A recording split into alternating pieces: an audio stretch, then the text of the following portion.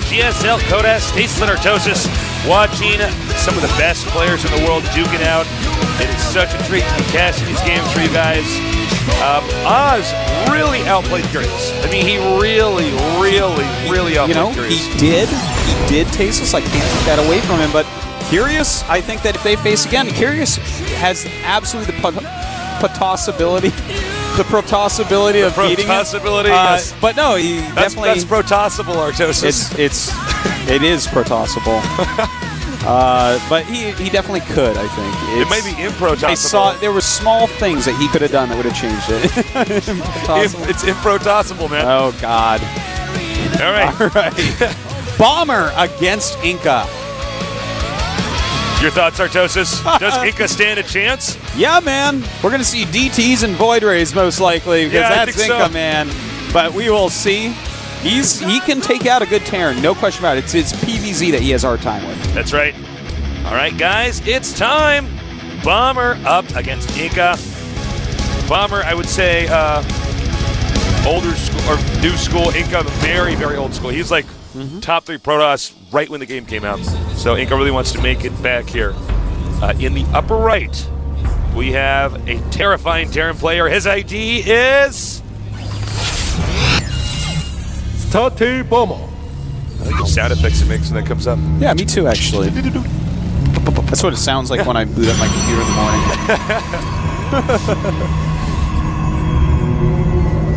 morning. All right. We got people from Australia, sick, nerds from all over the world. In the bottom left starting location, we have... Gorgeous InCa. He's not an Aztec. He's not one of the Toltecs. No, he's not Incan. a Mayan either. He's not a Mayan. No. He's not an Incan either. He's actually a Korean, but his name is InCa. So you can see that the Protoss is cranking out actually a lot of probes. Actually, yeah, he has it's a going to be a bunch Nexus queued up. first for Yeah, sure. for sure. For sure's. Now, Well, he's also scouting quite quickly, sees that it's a barracks first, no gas. I wonder Likely that'll be a quick expansion, but if Bomber just randomly throws down a couple barracks and sends a SCV Marine, InCa could die to that. Okay, and here's the Nexus about to be planted. There it is. What's that purple thing to the right of the barracks? That is a phantom mineral. That's a phantom mineral, man. Yeah. You can mine that, but they're hollow. It's kind of beautiful. Yeah. They should change the league name to one of those. Can't be a blue mineral, not a gold mineral. Phantom mineral. How many minerals would it give you? Oh, you know what would be cool? What? It gives you let's say 6 minerals right in between gold and blue, but they disappear after like 30 seconds. Ooh, if you use you them right spend away. them right away. Yeah. Ooh. That'd be kind of cool, man. That would be cool. And maybe they never run out or something? I don't know. That's interesting. No, they shouldn't have never run out, but the other part was cool. As you can see, Bomber actually with 40% compared to InCa's 10.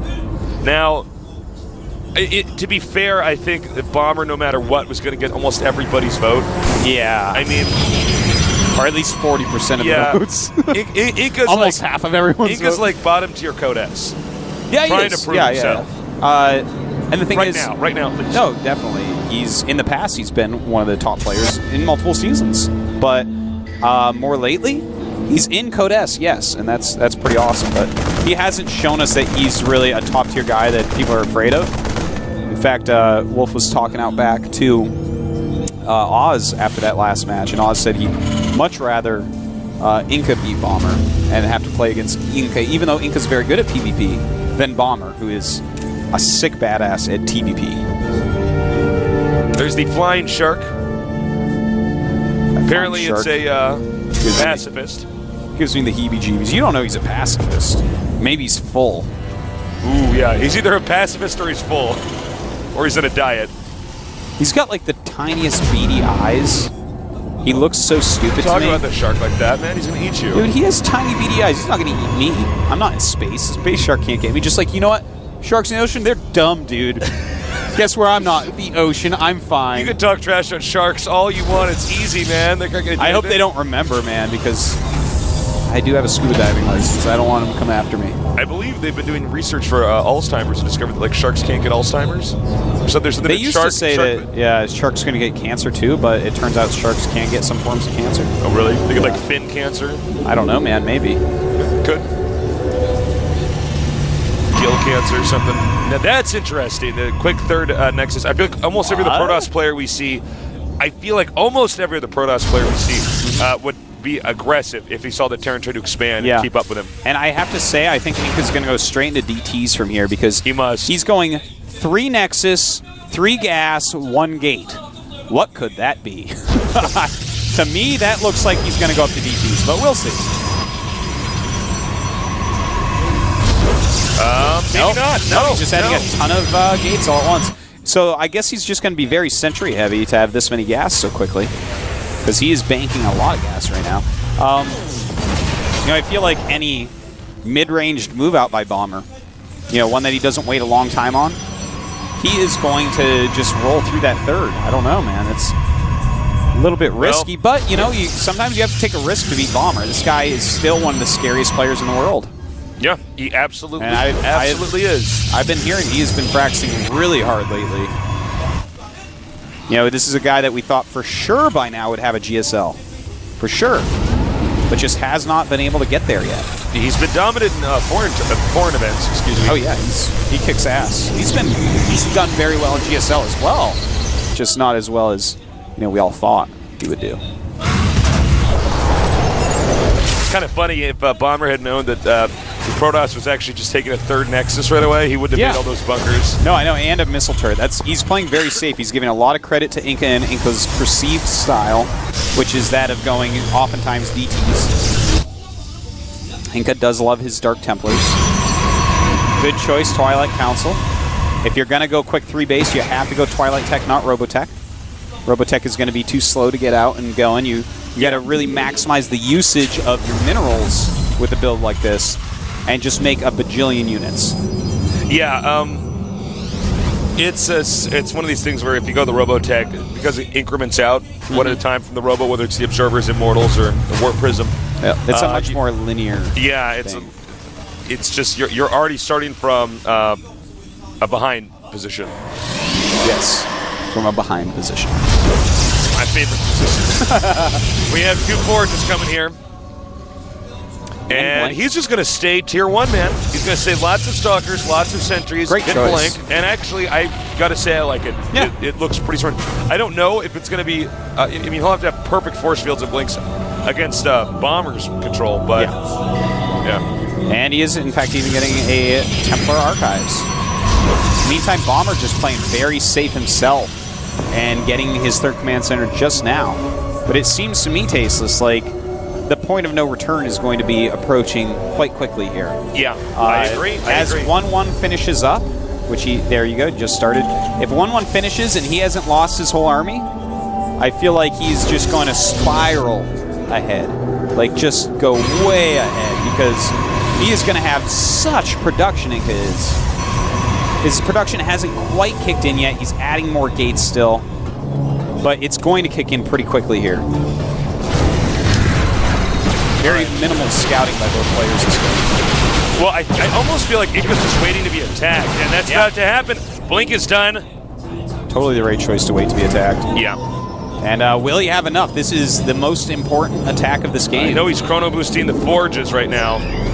Yeah, he really wants to get 1-1. All right, this scouting rain is going to trigger probably an attack, although I don't think Bomber's going to be aware of how long InCa's actually had this. I think I would just force field that off and wait for another round or 2. Oh, you're smart. Yeah, that's a really good idea. I don't even want to engage any of that, because even if you force field some on your side, you're going to lose all those Zealots, and he's only going to lose whatever you force fielded up there, which is not going to be a whole lot.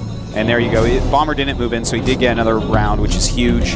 1-1 still on the way. I would force field off and just wait for 1-1 at this point. It's just too close. But it looks like he may want to just catch part of the army. All right, he's going for it. Oh, bungling the force field there. I can't even believe Bomber's still trying to engage there. 1-1 about to finish. Psystorm as well. There are some Eye Templars out already. They're going to have storms in just a second. And okay, Bomber has to be careful here. This is a situation where he should actually force field in everything because Psystorm is done. Whoa. Whoa, this is... There you go. Damn. And Bomber's in so much trouble. He's going to be like, what did just happen there? Bomber's sitting there thinking, well, that's a lot of stuff. He's like, oh my god, he must have had that base for a while. And now Bomber's in a lot of trouble. There's Archons on the way, as well as second Robo and a Robotics base. So we're going to see a huge tech switch into Colossus, and InCa's little risk early on to take that quick third base off of one gate is paying off massively. He is very far ahead right now. He's looking great.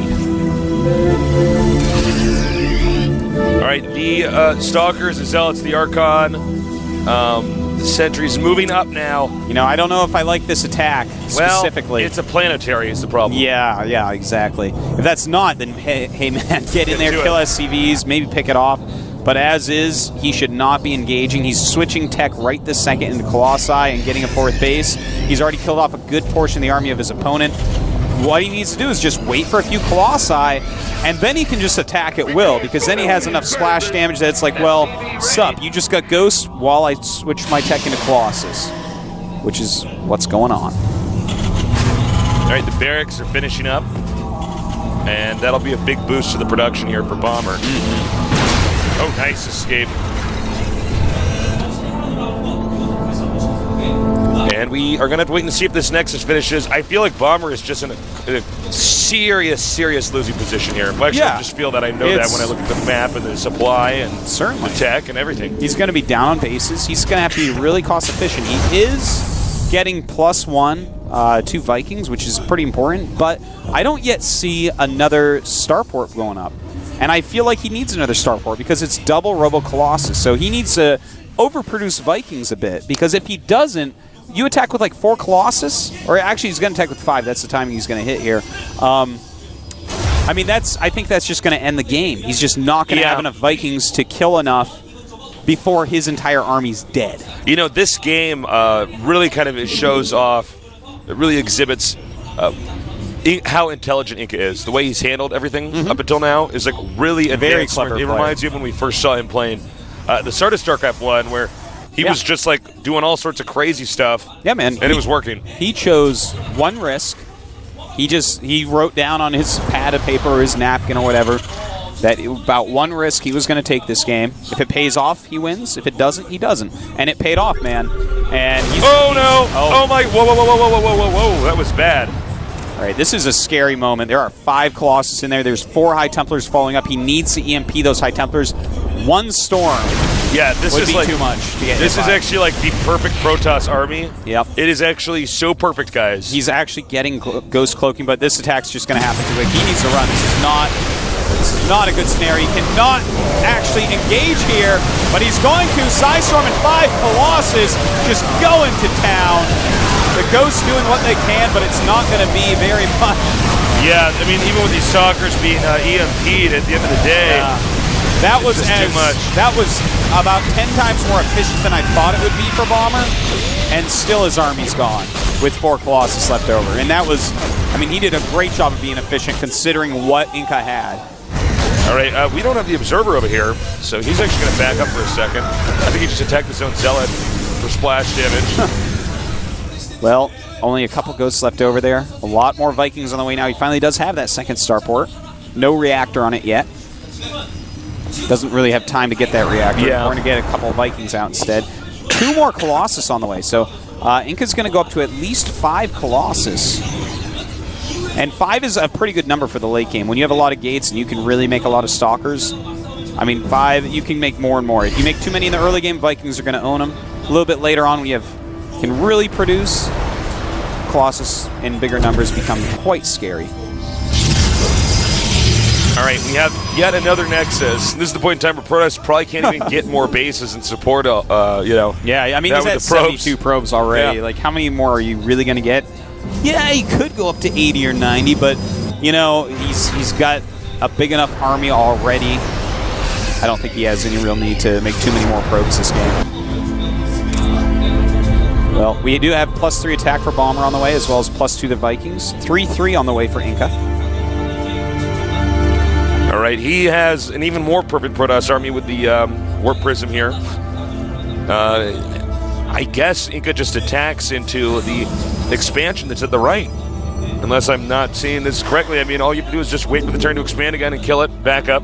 Yeah, man. He's maxed out, absolutely. He doesn't even need to wait for the 3-3. He has his High Templars in that Warp Prism, so they're going to be harder to EMP. And in fact, Bomber sees that coming and says, getting out of here.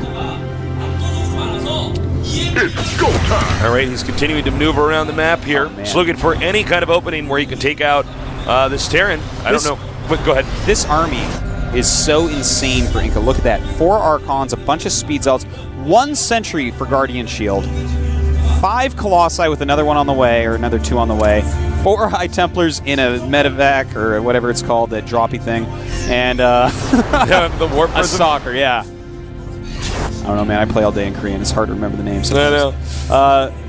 So that's like as scary an army as you can really get. It can be like slightly more scary, but that was good. That was big. Yeah, no High Templars now. 4 High Templars. He might have to leave now. 8 Psystorms gone. He might just attack anyways. I'm not really sure. Looks like he is. Yeah, he's going for it. Small flank going on. A lot of Vikings out at this point, and Bomber is actually doing a great job so far. He's taken out a lot of Colossi, but his Viking count is going to go down to nothingness. All right, he still has those 2 Colossi. That was a great engagement for Bomber, considering. Absolutely great, considering. He killed off a lot of the Colossi, killed off all those High Templars, of course. Oh, nice. Grossness. Well, does get another Colossus. Pretty decent. I don't know if it's worth like 9 Marauders and Marines just on top of that. I know, right? But that was, I mean, props to Bomber for that engagement. He did pretty well. Even though, of course, InCa still won the engagement. Yeah. 3-3. Well, he's moving out now. And I think this is going to be the end here, guys, unless I'm mistaken. I think he just is going to walk into the front door. Quite right, Tasteless. Kick the front door in, and this game will end. Indeed, it will. The SCV's even coming out. No match for that army. That's right. And nice. InCa. Really well done by InCa. Yeah. He's got to be happy with that. He's like, all right. I wonder how he's going to play in the next games, though, because if Bomber takes a quick little peek at that replay, if he looks back at the game really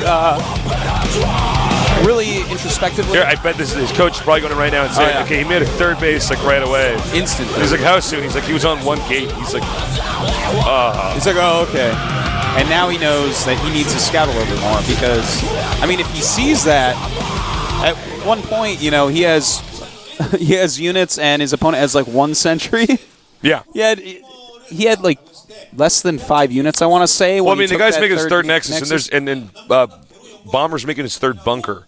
Yeah. I mean, there you go.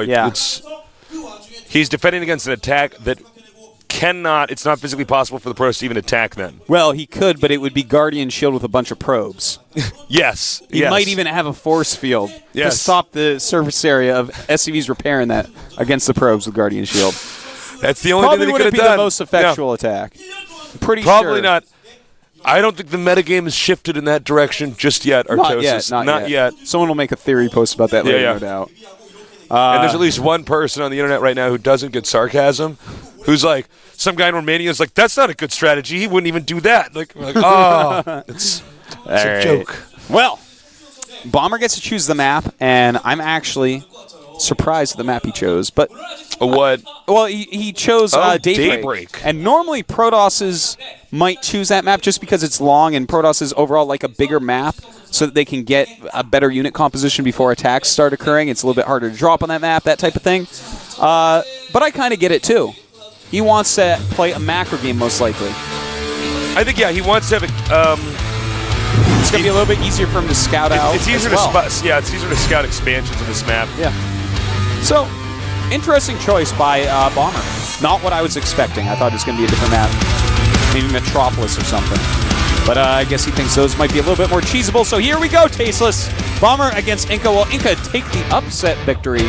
Or will Bomber fight back and bring it to game number 3? We will see shortly. Yeah, we're going to find out soon. In game number 2 on the map, Daybreak, Bomber against InCa. Bomber knows there's no room to screw up now. He let that Protoss get ahead, and with that lead, InCa kept it and won it. So he's got to be very careful to not let InCa get out of hand. And by the way, InCa's pretty tough to prepare against. He just got his own way of playing the game. All right. We're here in Seoul, Korea, in the GSL Code S. And we're going to see